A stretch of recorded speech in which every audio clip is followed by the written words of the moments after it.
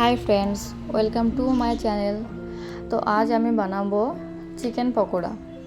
তাই জন্য তো আমাদের তো চিকেন নিয়ে নিতে হবে। তো আমি এখানে নিয়ে নিয়েছি বোনলেস চিকেন, আর এটাকে ছোট ছোট পিস করে কেটে নিয়েছি। চিকেনটা কেটে নেওয়ার পর এটাকে বেশ ভালো মতো ধুয়ে নিয়ে এতে পরিমাণ মতো লেবুর রস দিন। যদি লেবু না থাকে তো আপনারা ভিনেগার দিতে পারেন। এরপর দেখুন, এখানে আমি একটা ডিম নিয়েছি। এই কারণে কি আমি এখানে 300 গ্রাম মতো চিকেন নিয়েছি। এরপর এখানে কালারের জন্য কাশ্মীরি রেড চিলি পাউডার নিয়েছি, আর দিয়েছি এখানে স্বাদ মতো লবণ।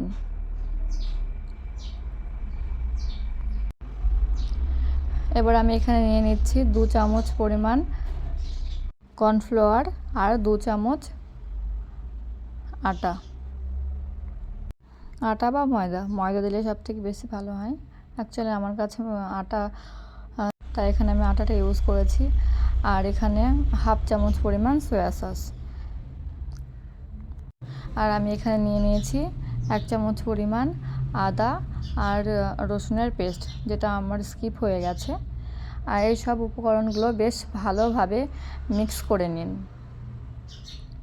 আর এখানে দিয়েছি হাফ চামচ পরিমাণ গোলমরিচের গুঁড়ো। এই সব কিছু ভালোভাবে মিক্সড করে নেওয়ার পরে এটাকে আধা থেকে 1 ঘন্টা বেশ ভালো মতো ম্যারিনেট করতে রাখুন। দেখুন, আমার এখানে 1 ঘন্টা ম্যারিনেট হয়ে গেছে। তাই আমি এখানে একটা কড়াই বসিয়ে নিয়েছি এবং এতে কিছু রিফাইন্ড অয়েল নিয়ে নিয়েছি। এবার এতে তেলটা গরম হয়ে এলে এক এক করে চিকেনগুলো ছেড়ে দিন এবং এটাকে মিডিয়াম টু লো আঁচে রাখতে হবে। এটাকে বেশ ভালোভাবে এপিট ওপিট করে ভেজে নিন।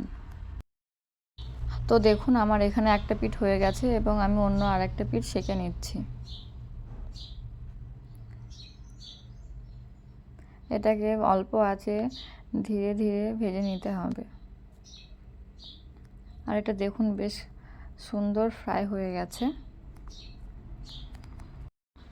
এই চিকেন পকোড়াটা বানানো একদমই সহজ। ঘরে থাকা যে কোনো সব উপকরণ তো ঘরেই থাকে, আমরা চাইলে যে কোনো সময় বানিয়ে নিতে পারি। এটা তো বাচ্চা বড়দের সবারই পছন্দ, তাই না?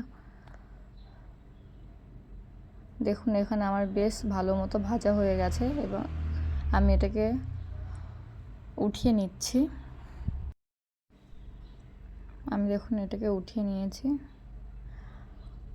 আর আমার ভিডিও যদি আপনাদের ভালো লাগে, please like, subscribe and comments.